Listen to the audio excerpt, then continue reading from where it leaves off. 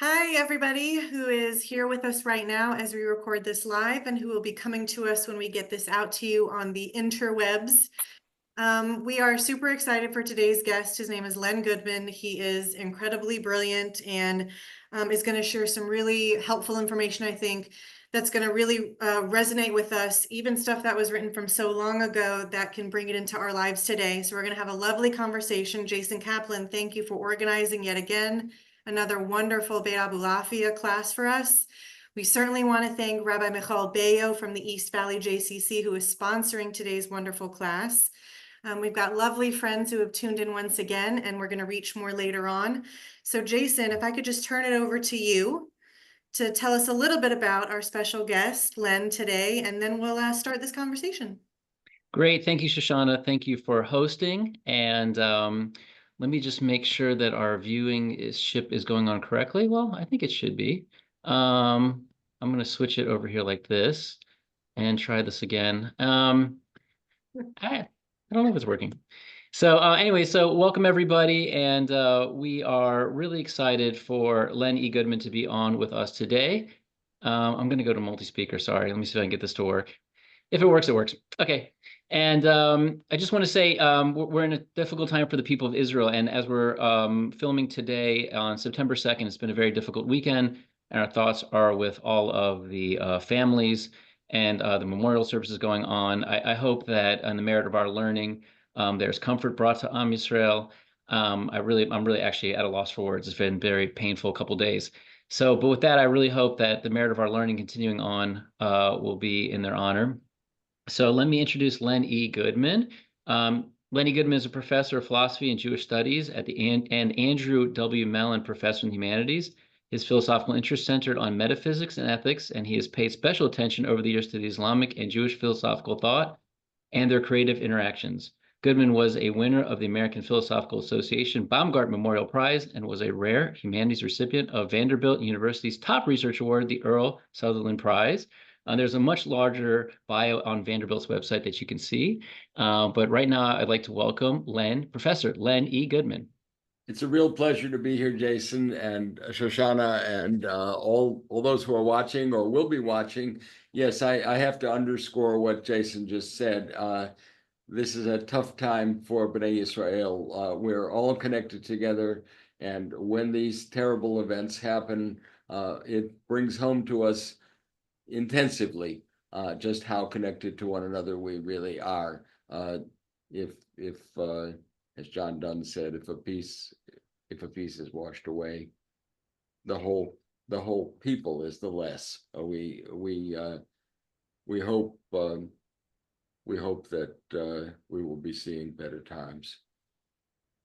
Amen. Okay, thank you for all of those good thoughts that we'll keep in mind, learning in all of these special people's honor. Professor, if you don't mind, I want to jump right in and give people some context if they're not as familiar with you. So if you would just give us a little bit about your scholarly background, more like a high-level overview, and why you ended up, I know that's a difficult thing, right? That's like 40,000 feet. Those words together, right? But just sort of give us some of your experience and why you ended up going into philosophy and then specifically into Jewish philosophy, if you would. Sure. I was interested in philosophical questions before I knew the word philosophy. I would ask questions about God, about the world, about science, about nature, ever since I could talk. And in my family, we did a lot of singing. I know Abulafia was very into music, and we sang folk songs, and that gave us a deep appreciation of history because those songs came from different places, different periods of time. So I remember when I was getting to be a teenager, the historical parameters, the historical horizon that my peers had was very short, and I sometimes felt, and I would say, sometimes I feel like I'm 2,000 years older than some of you are, because we Jews have that historical perspective, and part of what happened in that history was that the big universal questions, what is life about, what is the meaning of it all, these big questions about God, questions about right and wrong, questions about true and false. These were questions that our people and others too have been addressing and dealing with for a long, long time. And we have a wealth of background to draw upon that drew me into it.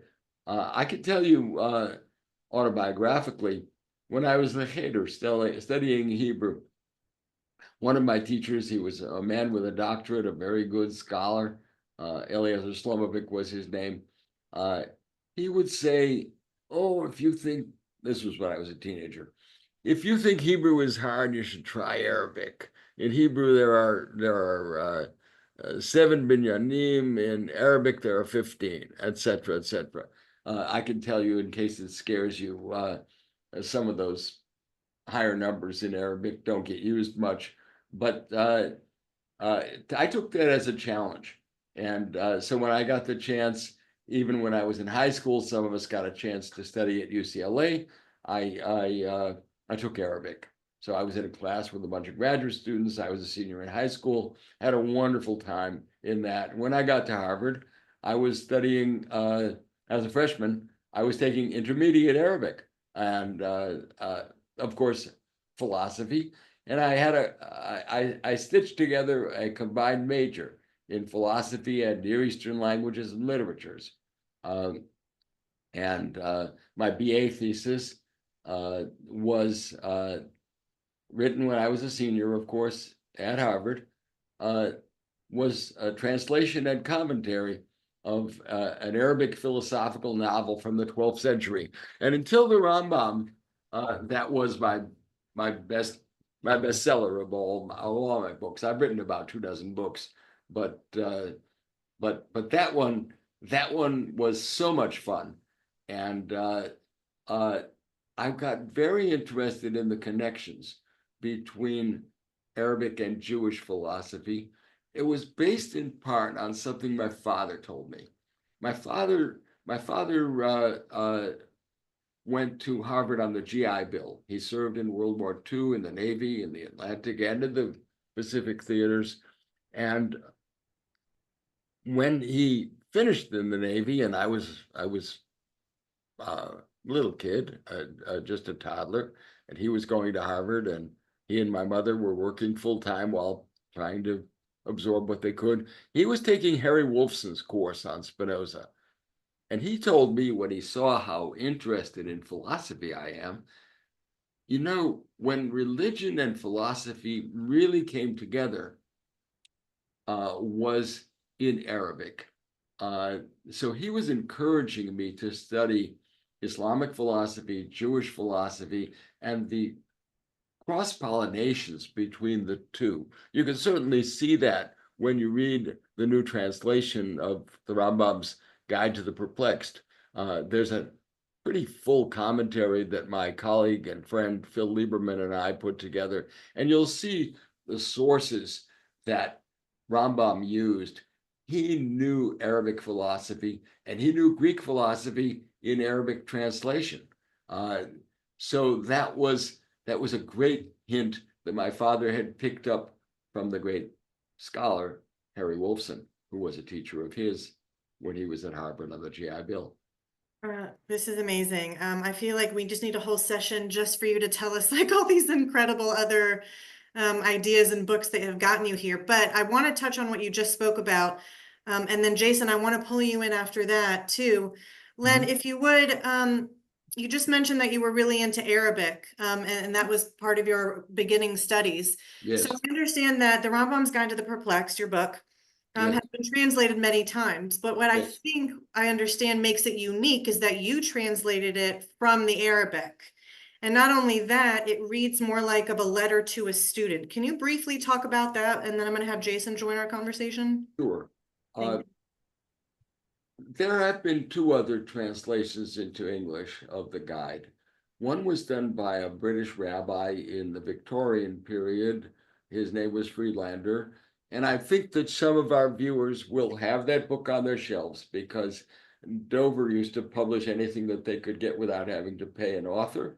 And they picked up well, I would say the rights, but they didn't have to. It was public domain by the time they published it.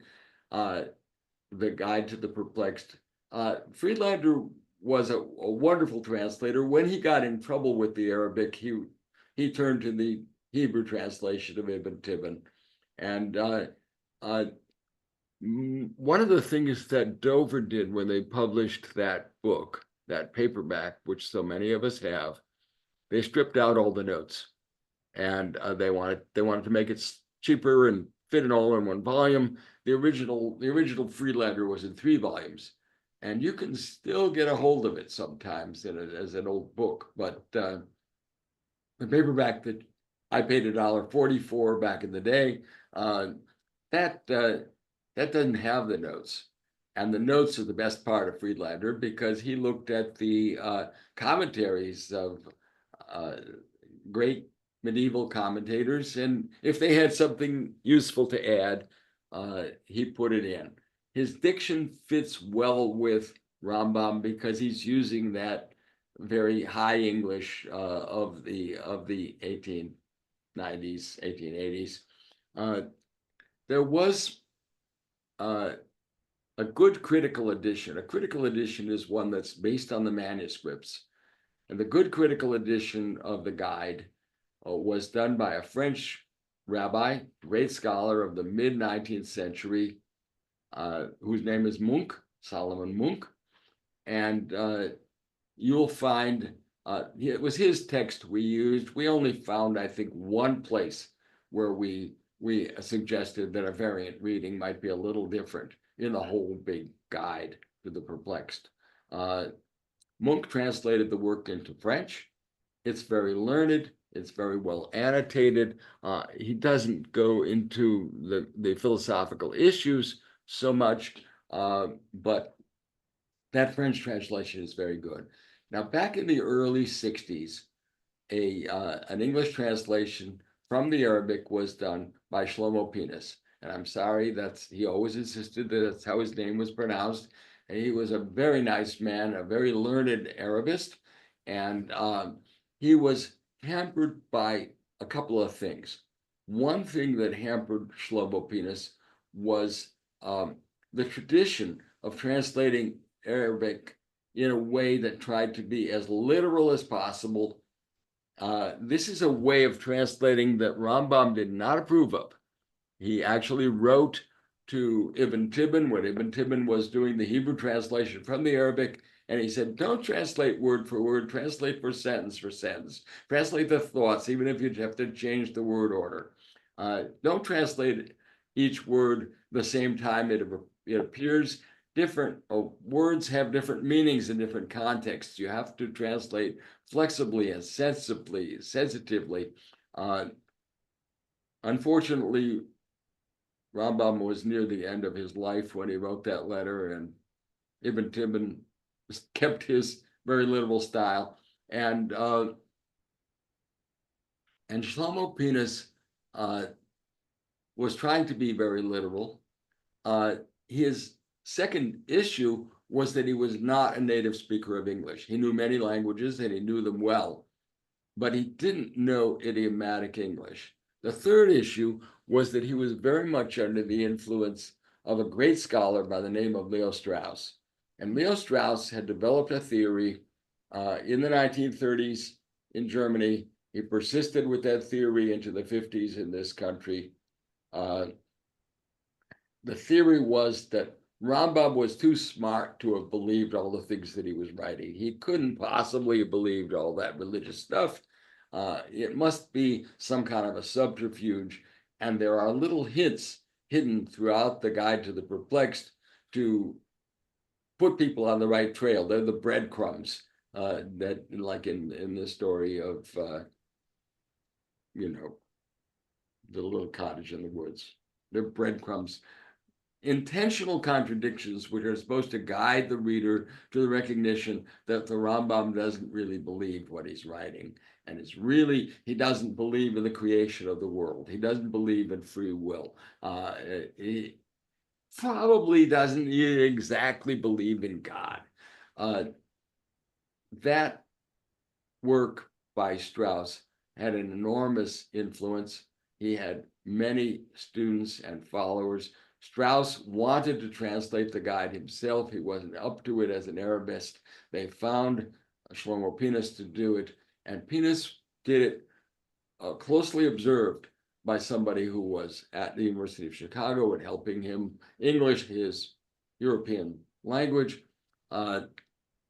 and some of Strauss's assumptions got embedded in that translation. There was a huge literature that developed. So when people read the guide and they found the language hard to follow and the literalism was getting them off track, and what was supposed to be literal was really turning out to be etymological. And then they went to, professors wanted to read the Guide to the Perplexed. They'd heard about it. They went to the literature and tried to find out what do the scholars say, and they found that the literature was full of controversy over whether Rambam really believed what he wrote or not, which was not very helpful to them because they needed to know first what it said. I found on reading the Arabic, and I've been translating from the Arabic since the mid-60s when I was a student at Harvard. I found that the style in which the book is written is very conversational because Rambam is elderly at the time that he's writing this book. He's probably dictating it. It has many of the hallmarks of conversation. For example, it's very digressive. It's very associative. He'll say, "Well, let me get back to the point. I've digressed, but it was important." That's the way people talk when they're giving a lecture or dictating a book. He knows where he's going. He knows what he's doing, but it's not organized like his brilliant legal code in 14 volumes, which is highly organized and takes the entire mass of halakha and reduces it to a complete and comprehensive system. Guide is not written that way. The guide is written in a very conversational, digressive way. And one of the things that the guide does, it doesn't state the problems. It doesn't even name the problems that it's dealing with. And the reason for that is not that Rambam is trying to hide his true beliefs. The reason for that is that he doesn't want to get people in over their head. He's writing for a certain person. He calls that person a person who is perplexed. And what the person is perplexed about is how do you relate the science that you've learned and the logic and the astronomy and all the Greek medicine that you could read in Arabic, which Rambam was a master of. How do you relate that scientific knowledge to rabbinic and biblical ideas? What you have to do is you have to be able to understand that the poetry, that the Torah is full of poetry. We read in the Talmud, Dibrat Torah Lashon Bnei Adam, the Torah speaks in human language. Well, of course it has to. That's the language that we all use. We're all human. But when they say that, it has a very special meaning for the Rambam. It means we can't really talk about God directly. God is too transcendent. God is too far above us. We can talk about God poetically. And in writing to the student to whom he is dedicating this book, which is written in the form of a letter and spoken, in my opinion, in the form of a conversation, he wants that student to be aware. He likes the fact that the student has done some logic with him, has done some astronomy with him, and has studied philosophy with him, but he likes the fact that the student also has a poetic gift, because that poetic sensibility will tune you into the fact that when it says that God is high, It's not a physical dimension. It's a metaphorical way of saying something that can only be expressed in sensory terms by way of metaphor. Yeah. And he wants that reader to have the kind of preparation. He's pre-qualifying his reader when he praises the original reader. He wants the reader to have that kind of preparation and to be able to understand, if you know a little logic, if you know a little cosmology, if you know a little about the issues that arise, let's say the problem of evil, if you know those things, you know how to read the guide. And if you don't know those things, this book is not for you. It's only going to get you in trouble. And he does his very best to draw in the reader who needs this book and to exclude the reader who does not need this book, because he feels that would, following rabbinic advice in the Talmud and Chagiga, that reader would be in danger. I'll tell you the little phrase he uses. He says, there are pearls in the seabed. You can get them if you know how to swim. Don't try going for those pearls if you haven't learned how to swim. Right. That makes sense. That's a perfect analogy. And this is the way this conversation has gone just now, Professor. Jason, is a perfect time to bring you in, because I want you to share with us if there is a connection, and if so, what it is between Abulafia, which is what this class is about, Beit Abulafia, and Maimonides. And as Len was talking, I was thinking about the conversation piece of it and how the book is written and how we're talking about translations and your permutations that you were able to pull from and musically, and all of these are connected together in some way. Can you round them all out for us? Yeah, great, Shoshana. I mean, essentially what Len was going over with Maimonides was the framework that Abulafia accepted. So in Kabbalah, most Kabbalists don't accept Abulafia. And I mean, most Kabbalists don't accept Maimonides for his philosophy. So it's a unique thing that Abulafia kept loyalty, I would say, to Maimonides. So the idea that there'd be philosophical ideas, a framework, and essentially, like if you think about, a lot of times Kabbalah, they say if you fulfill the mitzvot, you've brought holiness into the world, and you change the natural order, and you elevate physicality. And I very rarely see that in Abulafia. He's more interested in the individual being elevated to prophecy, which was Rambam's idea that all of this mystical Judaism is to improve the individual and for the individual to find God. And the natural order is the natural order. I mean, that God said it in an organized way to allow us to have a meaningful and structured life. So if you can go around just changing the world and creating miracles and, you know, reading people's faces for the future, it didn't really resonate with Abulafia, and because he followed the Rambam. So it's really great. Actually, I wanted to show the two books. So here they are. So here's the new translation. And then here's Len's guide to the guide. And they're both excellent. But the thing that I wanted to emphasize is it really does read like a letter to a student, which originally it was. He's writing to the student. Yeah. And so the writing is meant to be that way, so that now we're getting it. We're getting a writing that is written as a letter originally the way it was supposed to be, which is very exciting. So I would just conclude my thoughts by saying that today I think Abulafia is unique, and I still think the Rambam is unique, because many times in religion, Judaism and otherwise, people kind of go off into the supernatural because maybe it's possible. And, you know, again, I don't know, maybe it is possible. Maybe they're having miracles. I haven't witnessed any myself, but, you know, just the miracle of being alive and having free will and to have choice and, you know, to see children born, like those miracles, I think that's what the Rambam felt were miracles. I think Abulafia did too, but I think what religion suffers from is that it's like the suffering of Job. Job suffered because he knew the God of tradition, and he didn't know God himself. So I think a lot of people, we go through life in religion without a direct relationship to God.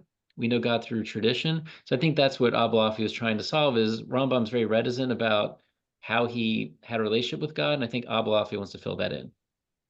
That's lovely. Can I respond to that? Is that Sure. okay?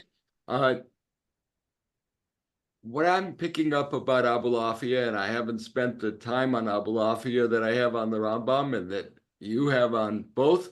What I'm picking up about Abulafia is that he does not share the allergy for philosophy that some mutakalim feel. They,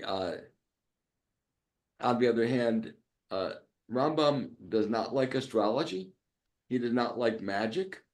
One of the big problems in the guide, which he does not state as a philosophical problem, he states it by the heading that it was given, the rubric that it was given in the Talmud. The Talmud says there's two subjects you should be very careful not to teach them too widely, deal with them one-on-one or one-on-two. The two topics are called Maaseh Bereshit and Maaseh Merkavah. Now, Maaseh Merkavah, we'll get to that. That has to do with the nature of what Jason said. How does God connect with us? How do we connect with God? But even before that, even before you start worrying about prophecy and how is it possible for an incorporeal God to communicate with us physical beings, us spiritual animals, there's a big problem about creation. And the Chazal, the sages of the Talmud knew that problem was a problem. And they said creation is such a supernal idea that the Torah just tells you boldly, Bereshit bara Elokim et hashamayim bet haaretz. In the beginning, God created heaven and earth, and let's go with that. Now, if you are a person who believes in magic, you probably pick up on the implied metaphor that God is in charge. It would be a king who can make things happen by just saying, like Yul Brynner did in The King and I, so be it, let it be, yehi or. But if you're worrying about questions like that, if you're the kind of philosophically inclined person who's going to say, wait a minute, if I think that God is the Ein Sof, if I think that God is infinite and perfect and infinitely perfect, and how is God going to connect with, let alone create, let alone govern and judge and rule a physical world which is determinate in so many ways, limited in so many ways? How is this transcendent being going to connect with the world? In Kabbalah, they do that by way of Sfirot. They're picking up an idea that Plato had. Plato thought that the connection between the transcendent pure form of the good, which was his high God, and the world of becoming, as he called it, where there are physical things which are subject to the senses. The way that connection is made in Plato is through numbers. Numbers are kind of like ideas because they're not physical, but they're kind of like physical things because 2 is not the same as 3 and 6 is not the same as 10. They have that kind of somewhat individuated, like physical bodies, like your pen and your pencil. That philosophical idea of Plato becomes very important in Kabbalah, but the argumentation behind it gets forgotten. The argumentation is not vivid enough. It's not poetic enough usually. And so it tends to get left out. And the connection between one thing and another that a philosopher would want to make conceptually, maybe Kabbalists, because they're uncomfortable with what they think is abstract thinking, they're going to leave that out and leave it behind. One of the things that the Rambam wants you to know, and I'll spell this out because he doesn't say it, is that what ordinary people think is abstract is really what's really concrete. Like God's absolute perfection sounds very abstract. Or even a mitzvah like ve'ahavta l're'echa kamocha, you should love your neighbor as yourself, sounds very abstract. Notice that the Torah goes out of its way, or find its way to telling you, for example, the way you should love your neighbor as yourself is if you see somebody doing something wrong, take him aside and give. That's the context, right? You should talk to the person. The rabbis say tactfully, thoughtfully, privately, but that's making it more concrete because it's bringing into a particular situation.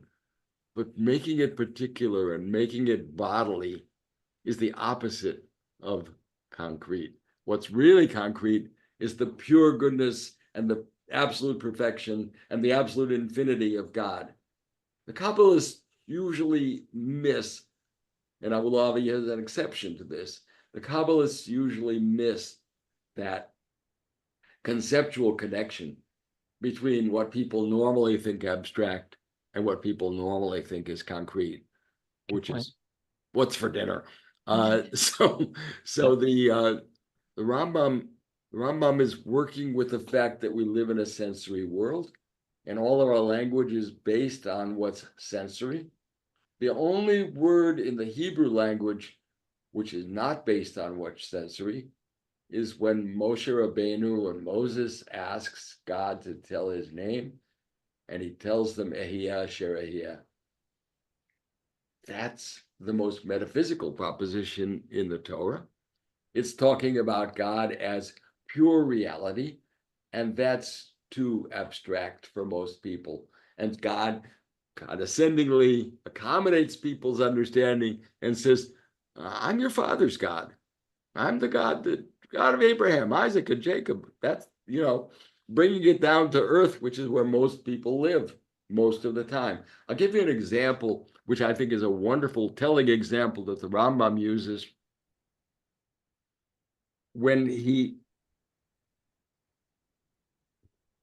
wants to say that God is going to accommodate to our intelligence, and that's the sense in which God speaks in human language. He wants to say that God reveals himself as light, as life. But notice when we say Mekor Chayim, that God is the not that God is the fountain of life, but God has the fountain of life. Ki imcha Mekor Chayim, with thee is the fountain of life. By thy light do we see light. You got a mixed metaphor. One of the beauties of a mixed metaphor is that each part of the metaphor says what it wants to say and deconstructs the other part. If it's light, if it's life, which is it? You're supposed to be noticing that this metaphor is a metaphor and aware that the poet is expressing the fact that you can't pin it down. The example that the Rambam gives, he wants to talk about somebody who thinks that everything is done by magic. Creation is done by magic. God says, let it happen, and lo and behold, it happens. He says, there are people who are supposed to be wise rabbis of Israel, and they think that God sends an angel who forms the fetus in the womb. At the same time, those people who say that think that an angel is a flaming fire 1/3 the size of the entire world. They never notice that those two ideas are in conflict with one another because they don't think critically enough to worry about if this statement is true, it couldn't be taken literally. If both statements are true, neither of them could be taken literally. The angel isn't a being with wings that flaps around and flies down and enters this woman's womb. There are natural causes, which we can understand, and we now understand them a little better than they did in the Rambam's time. But the Rambam knows that the fetus is not formed by a flaming fire the size, 1/3 the size of the entire world. And he wants people to recognize that way of thinking that God works by magic, that there's no understanding of nature that would be relevant to the understanding of God. He thinks that nature, like scripture, is God's work, and it shows God's handwriting. And you want to know something about God, you have to look at the work, because the personality and the values and the desires and the intentions of the Creator are manifest in the work that he created. No, that's fantastic. Thank you. I want to go back, Jason, to some more of the Kabbalah talk. And so based on what Lenn is sharing with us, do you think that it's unique for a Kabbalist to study something like Rambam's Guide to the Perplexed? Do they go together as much as we're talking about? It's not unique, but as Jason said, it's rare. Some of them just want to stay in that poetic sphere. Yeah, Jason, what are your thoughts on that? I'm sorry.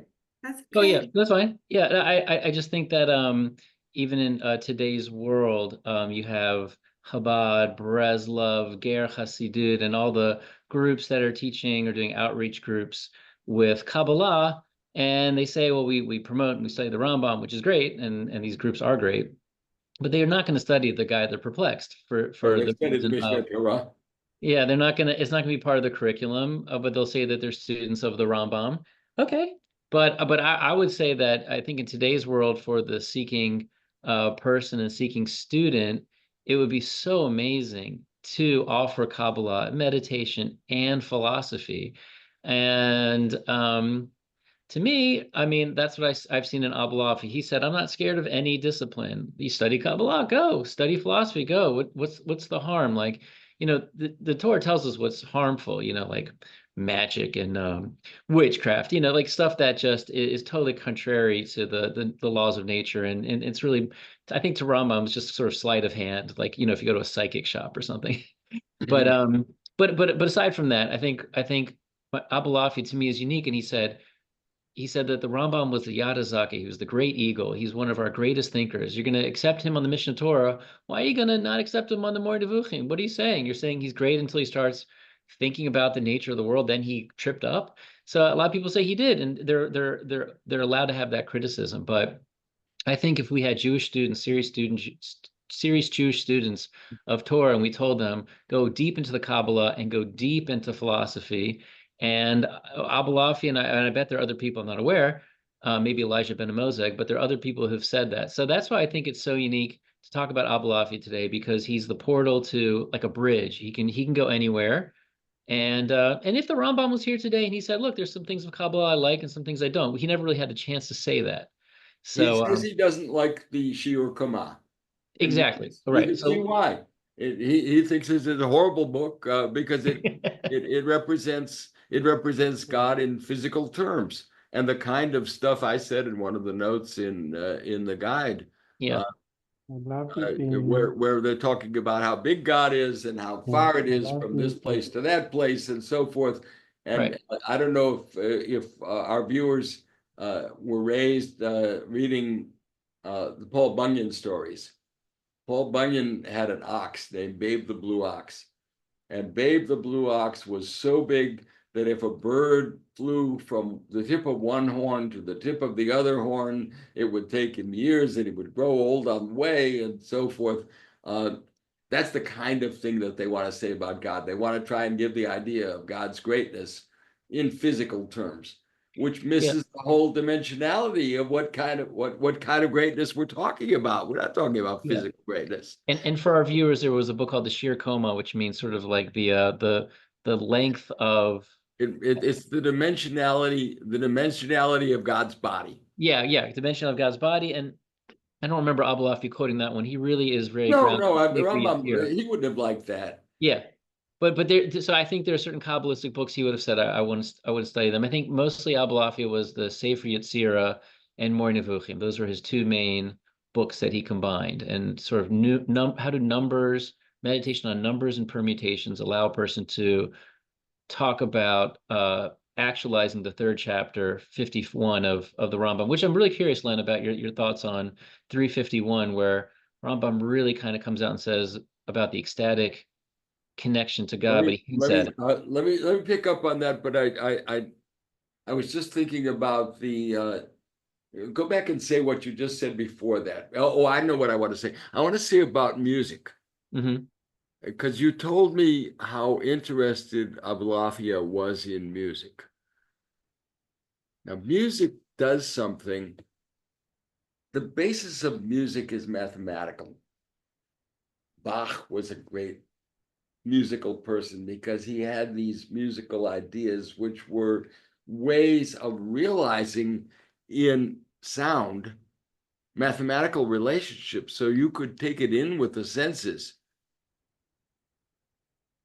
The basis of music is mathematical. Sometimes somebody like Einstein liked to play chamber music. Why did Einstein like to play chamber music? Because he could appreciate the physical realization of ideas and relationships which were not just physical. And that connection of the physical to the ideal is something that music gives you. And that's I suspect that's something that's important to Abulafia, that the music mediates between the seen world or the heard world and the unseen, unheard world. That's why when we daven, Mhm. there's so much music in our davening. And when Well, we were benching Rosh Chodesh for Av, the Chazan introduces the melody that we're going to use in the keynote because he wants you to get spiritually ready. That sensuous melody puts you into a dimension which is not sensuous. It moves you emotionally and it moves you intellectually.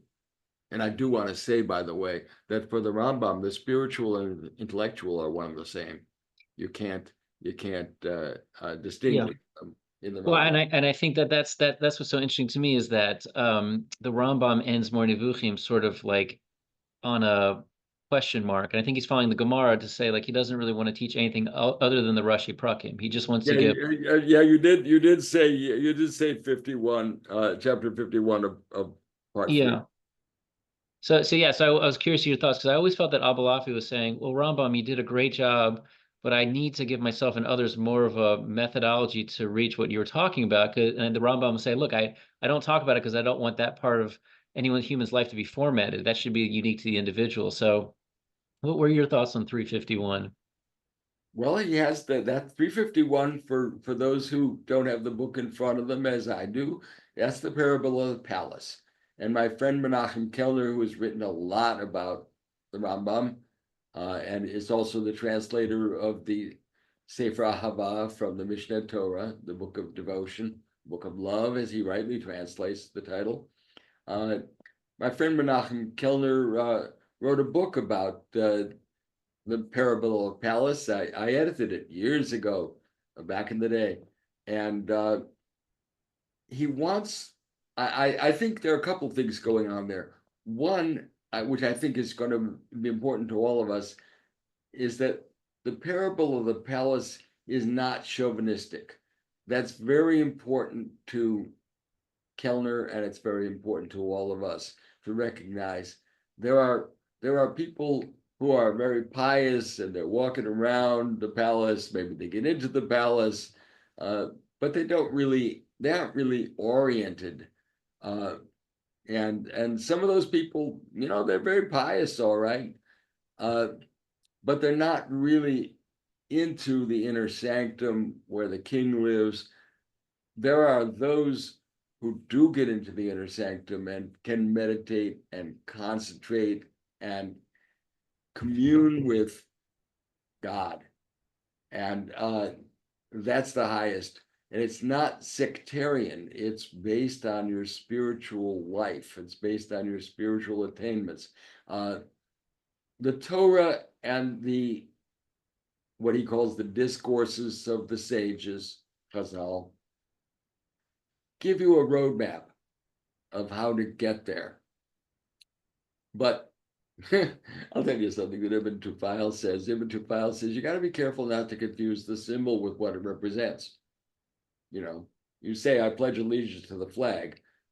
Well, your allegiance is not to the flag. Your allegiance is to the country that it represents. Similarly, we show a lot of respect to the Sefer Torah because it represents God's law. But the Sefer is not the law. The law is something that can't really exist on parchment.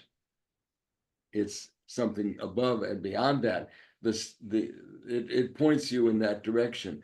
People who have those ideas and are not just, I don't want to disparage ritual because ritual is the symbol of those ideas, but people who have the ritual and don't have the idea, that's what Bachia says. They have the mitzvot for the bodily limbs, but they don't have the intention of the mitzvot, which is to take you to a spiritual place to put you in touch with God. So that, I think, is the real message of 351. But I'd like to hear from you, Jason, what you think about it, because obviously you've thought a lot about it. Yeah, I think it's what you're saying is that he allows people who are looking around the religious community and saying, well, I don't know, it seems like people are going through the motions and they're doing it because their fathers and their parents did it, and they're kind of outside the castle. But when the Rambam gets to the inner sanctum, he says, well, there are people that are really inside and they have this cheshech, this like passionate love in there. And I think Abulafia said, well, how did they do that? And I think Abulafia studied Moreh Nevuchim a lot. He actually studied it a lot before he even was aware of Kabbalah. I think the Kabbalah for him and the Chazdei Ashkenaz and the permutations of letters answered that question for him. And I think it's just unique in the annals of Jewish history where the great Rambam said, "Look, everyone's path to God is as unique as their fingerprint. So I'm not going to tell anybody how to do it. They're just going to make it a system and they're going to follow it, and it's just gonna collapse." So Abulafi said, "Okay, I get it, but I'm going to have to give somebody the framework. So I'll give them the permutation system. They'll permutate it in a unique way." But at least they'll get the training wheels. And that's what I love about Abulafi. He gave us some training wheels that I've applied to music to say, look, like we're all going to start out with the same 4 notes, but then you'll take it into this whole different direction. And he finally got me that link that Rambam was just too far away from me. I was like, this guy is so brilliant. I just don't know how he did it. How does he feel a connection to God just through thinking and philosophy? I can't think that hard. And then Abulafi said, here's a path through music. So that's how I feel like Abulafi solved it. I think that's very rich. For Rambam, he sees poetry and biblical poetry, Tehillim and Mishle. These give you another path by the use of language. He's very sensitive to that. He sees nature that way. If you remember, and I'll call to mind for everybody who's watching and listening, after the golden calf, Moshe Rabbeinu was pretty upset. And he wants to know, at first he's afraid to be able to be given the assignment to lead these difficult people. They're very fractious. They're a bunch of ex-slaves. They're bitter. You got the first Jewish joke when you know what the first Jewish joke is? It's in the Torah. It says, weren't there any graves in Egypt that you had to take us out here to die? Can't you just hear their voices? Like the Russian Jews, like the Polish Jews, like the Ukrainian Jews. We've been through a lot. We're going through a lot of it now, as you said at the beginning. Yes. And he's asking God to show him his ways. And one of the things that the Rambam brings out is that he's got a reason for wanting God to show him his ways. He wants to know how God governs the world because he's going to be in charge of governing these difficult people. And he wants to know if he's going to take this assignment. He wants God to show him how. First, he has to see God's face, and God tells him that's, you can't see that. A living person can't see that. That's too transcendent. It's like the Kabbalistic Ein Sof. It's beyond any limitation, any definition, any linguistic expression. But then he says, show me your ways. And he has a vision. Now, some people like to say that what he saw was the dot on God's tefillin. That's very nice. But that's substituting one symbol for another symbol and taking you further away. Rambam says that he saw the panoply of nature. He saw all of nature. It was like a vision of the entire cosmos. And what did he see there? That's actually spelled out in the words which we repeat on Yom Kippur over and over and over again on the Yom Kippur's liturgy. God is Erech Apayim Rav Chesed Ve'emet Nozer Chesed L'Alafim Nosei Avon Nefesha V'Chatav L'Orik. God is merciful. God is compassionate. God is patient. Erech Apayim doesn't blow his top. Erech Apayim, literally, he has his nose doesn't catch fire that easily. I think we're gonna need part 2 with you, Len. Oh, let me finish that thought. Sure. When that's spelled out, the themes that Rambam says were shown to Moshe Rabbeinu were the ways in which God governs nature with mercy, with compassion, with grace, with generosity, with wisdom, and with justice. But justice might be delayed because God is patient and gives this Aaron a chance to reform. That was the way of seeing how one should lead and how one should rule and how one should teach, which Moshe Rabbeinu had to do because he was going to teach. He had to teach the people the whole Torah, right? In order that they could live by that law. It was all new to them. Well, that's the essence of why the Rambam does not think that science and religion are opposed to each other. On the contrary, if you study nature properly, you'll see how ingenious it is, how generous it is, how much opportunity it provides for development and growth and evolution and emergence, the cooking of elements in the stars and the evolution of life, the growth of understanding so that beings have purposes and the purposes can be self-directing. So we grow, and that individuality that you spoke about, Jason, is very important.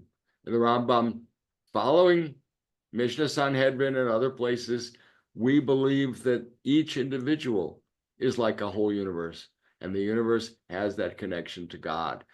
That's the big theme. Yes, it is individuality. Music is one way, poetry is another way. Science is a third way of connecting with God. It's unfortunate that it's fashionable now to try and play off science against religion. If religion is superstition, it doesn't go with science. And if science is scientistic, it doesn't go with religion. But when you understand the world in terms of purposes, as Darwin did in the theory of evolution, then you got yourself an entry point to understanding God as the creator. I love that. That is like the perfect place for us to wrap up. I wish we didn't have to, but for time, thank you, Professor. We need like several more days of with 3 you. hour. We need a seminar. Yeah, it's just not enough. You're incredible. Thank you so much. Like I said, My pleasure. Absolutely. yeah, I wish we could dive more, but we're going to be conscious of people's time.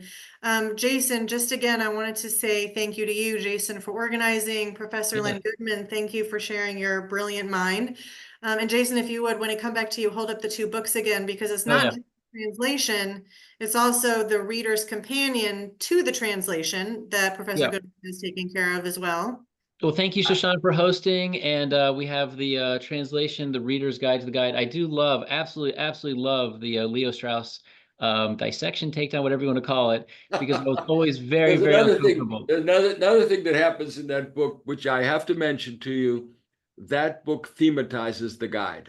So in that Thematizes. sense, Good. my wife says many people should read that first because Rambam doesn't have an introduction, doesn't tell you where he's going, he doesn't Yes. lay out his assumptions, state his problems, but he names the problems, and I show what the problems are, and I show in that book how all the problems have a similar solution, and the solution is all based on the idea of emanation, which Yes. is exactly where Kabbalah and Neoplatonic philosophy come together.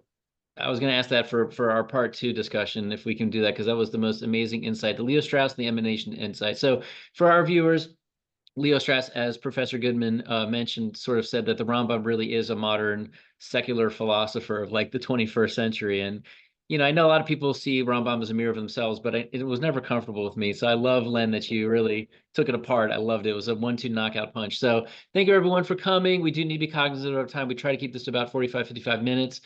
Obviously, we need more time. So thanks, everyone, for joining. Lenn Goodman, thank you so much. We learned a tremendous amount. Clearly, you need more time. Michael Baio, Rabbi of East Valley JC, thank you for your support. Shoshana, thank you for hosting. And everyone have a wonderful week. Thank you, Len. You all very much.